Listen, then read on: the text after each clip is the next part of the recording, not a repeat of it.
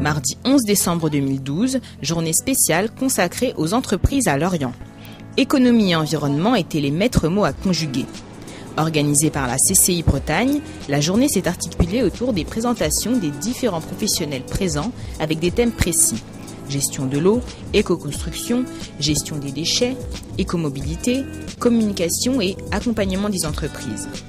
Pour commencer, la gestion de l'eau. On a tendance, en fait, lorsqu'on parle d'économie d'eau, à penser à la réduction des consommations et point barre. Alors pour moi, une vraie politique qu'on met en place dans l'établissement, ça passe par effectivement les 3 étapes. Et la première étape, qui me paraît moi très importante, c'est la maîtrise des consommations. Et ensuite, mieux contrôler. Mieux contrôler, c'était aussi l'idée, c'est je mets des compteurs, je contrôle régulièrement, ne serait-ce que toujours sur cette problématique de fuite. D'ailleurs, je suis passé tout à l'heure dans les toilettes, parce que je fais systématiquement tous les établissements, je trouve très rarement des temporisations optimales. Passons maintenant à la construction. Bernard Mengui, architecte spécialiste de la construction bioclimatique, relève les défis environnementaux.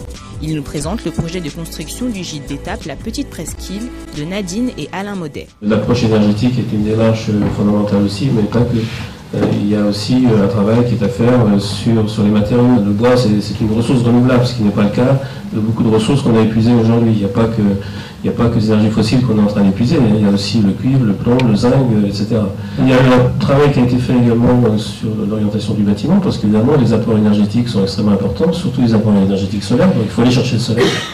Il faut donc globalement avoir un bâtiment orienté au sud. Deuxième thème évoqué, la gestion des déchets dans l'hôtellerie de plein air, avec des aides à la mise en place de kits de tri, sacs à tri, composteurs, containers, grâce à des organismes comme l'ADEME et le plus important, le suivi du personnel pour la mise en place des bonnes pratiques. L'ADEME finance à hauteur de 50% ce dispositif.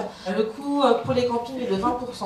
On a formé les gestionnaires de camping, mais il s'avérait que lorsque le gestionnaire de camping n'était plus à l'accueil et que le saisonnier avait juste une information un petit peu succincte du dispositif, ça ne suivait pas du tout derrière. Il y a un livret d'accueil donné aux visiteurs, mais il y aura un livret aussi d'accueil du saisonnier.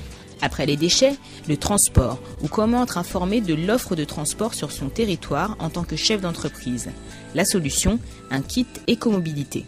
Ça répond à 2 objectifs, c'est de dire comment moi, chef d'entreprise, je peux capter les clientèles qui ne sont pas motorisées et comment je peux les maintenir sur le territoire. C'est-à-dire, une fois qu'elles sont, c'est bien de les faire venir, mais une fois qu'elles sont sur place, qu'est-ce qu'on leur fait faire ? L'un des thèmes les plus forts de la journée et qui a été riche en débats, la communication de l'entreprise. Comment valoriser les efforts qu'elle accomplit et en informer ses clients. Depuis quelque temps, on parle beaucoup d'étiquette environnementale. C'est l'outil présenté par le cabinet EVA Tourisme.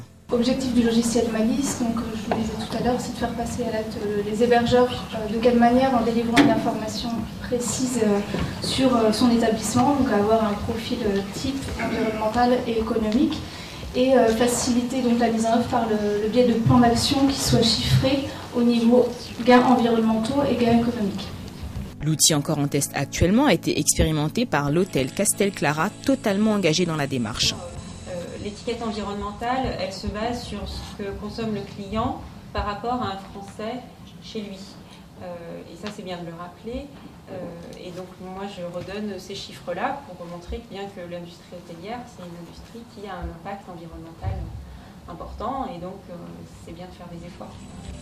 Toutefois, des réserves ont été émises dans la salle quant à une comparaison en seulement 5 points et au manque d'informations sur le classement de l'établissement par rapport à sa note. On ne peut pas faire de la communication facile avec l'écolabel. Ce n'est jamais qu'un diplôme, mais ce n'est pas très, alors j'allais dire glamour ou sexy. Et l'étiquette peut être une approche plus proche du consommateur, puisqu'elle se rapproche de l'étiquette qu'on trouve sur le frigidaire dans les supermarchés. Donc je pense qu'il faut la considérer comme votre affichage de votre engagement. Autre outil mis en place cette fois par le comité du tourisme de Bretagne, voyagerresponsable.com, qui regroupe les entreprises bretonnes engagées. Ça permet aux professionnels de se retrouver.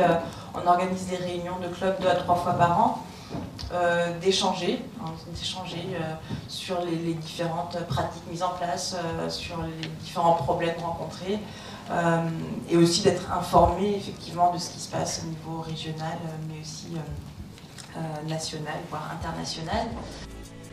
Et le dernier, et pas des moindres, le pacte environnement de la CCI, que les entreprises peuvent découvrir grâce à Julia Thibault, chargée de mission, qui mettra en place un diagnostic et assurera le suivi de votre démarche environnementale. C'est des démarches de progrès continu, donc le but c'est vraiment d'encourager les entreprises à aller vers de l'amélioration continue, donc à s'améliorer dans l'ensemble des thématiques. Et puis c'est vrai qu'on peut au premier abord être sensible à une thématique qui peut être les déchets ou autre, et puis après vouloir un peu plus aboutir la démarche. Donc c'est vrai que c'est souvent ce qui se passe d'ailleurs, non? On commence à tirer la pelote par un petit bout et puis après il y a le bon sens aussi, donc c'est global en fait. Le bon sens c'est global. Merci beaucoup Julia. Depuis le lancement de cette opération, la Bretagne est passée de la 10e à la 4e place en nombre d'établissements écolabellisés. Un progrès significatif qui doit motiver les professionnels hésitants. Notre engagement, il doit donner envie et pas donneur de leçons.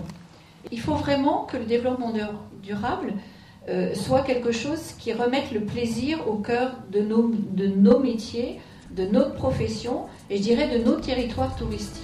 Un message de fin qui résume tout, sans culpabilisation, donner envie à d'autres acteurs de nous suivre dans une démarche durable.